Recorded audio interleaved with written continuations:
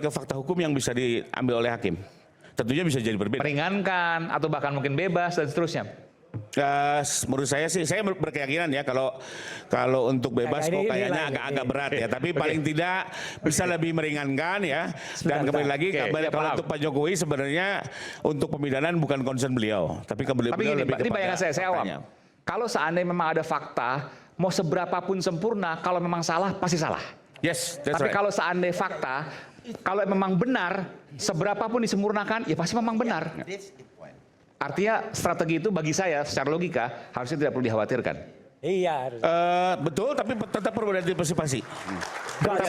Perlu diantisipasi ya. Karena ini kadang trik-triknya lawyer ya dalam beritigasi lah. Ya. Sebelum nanti Mas Refli juga akan sampaikan soal pembantaran itu, saya ingin tegaskan hal yang sangat penting. 1 jam sebelum siaran rakyat bersuara itu, ini sekaligus saya jawab ya, isu-isu atau hoax yang beredar, bahwa saya dan Dr. Tifa pecah sama sekali tidak. Kami barusan bertemu di salah satu rumah makan Bobrek, ya, dan ada live YouTube beberapa diantaranya, ada Roy Suryo update, Langkah update, Ugroseno Tribrata dan lain sebagainya ada di situ. Kami menyatakan ya, tidak ada yang pecah sedikit pun. Saya dan Dr. Tifa sangat saling membersamai, bahkan saya minta izin ke Dr. Tifa, Dok, mohon izin nanti hari Kamis saya nggak bisa datang karena masih ada pembuktian di pra-peradilan. Demikian juga Dr. Tifa. Jadi tidak ada yang namanya pecah. Tim hukum kami tetap kompak, ya. TPDT di Bapak Al-Katiri, kemudian saya di bawah Tokham, ada juga tim Troya yang dulu ada, dan bahkan ini saya buka aja, teman-teman yang tergabung dalam TAKA itu masih juga tetap untuk non litigasi.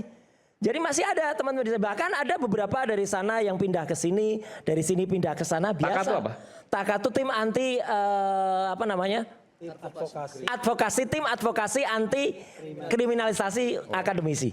Ya, di sana ada Mas Petrus, ada Ahmad Kosinudin, ada juga Mas Medi yang mau pindah ke sini, balik lagi ke sana. Ada, nggak apa-apa. Itu namanya sah-sah aja. Ya, teman-teman juga sama.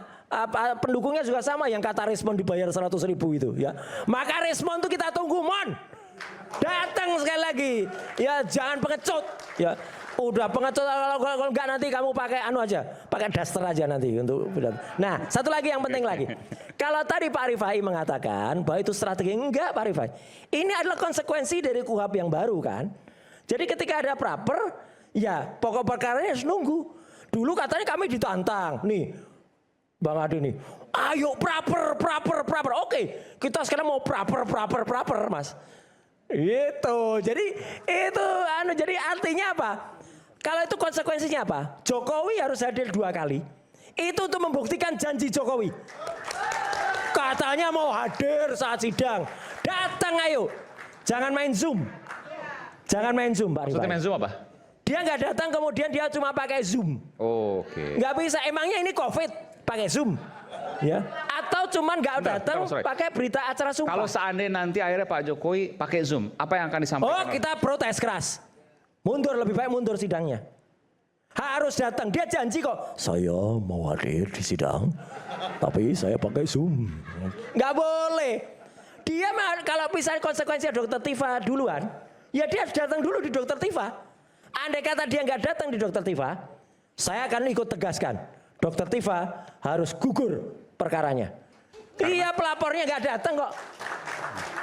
Pelapor nggak datang, perkara bisa gugur? Bisa. Gimana? Iya, pemeriksa pelapor utama nggak datang. Terus misalnya Jokowi pilih, datangnya cuma di saya. Lah itu kan dia berarti pilih-pilih. Mana katanya nggak pilih-pilih. Tapi kalau dia datang ke tempatnya Dr. Tifa, terus nggak mau datang ke tempat saya, ya saya harus gugur juga.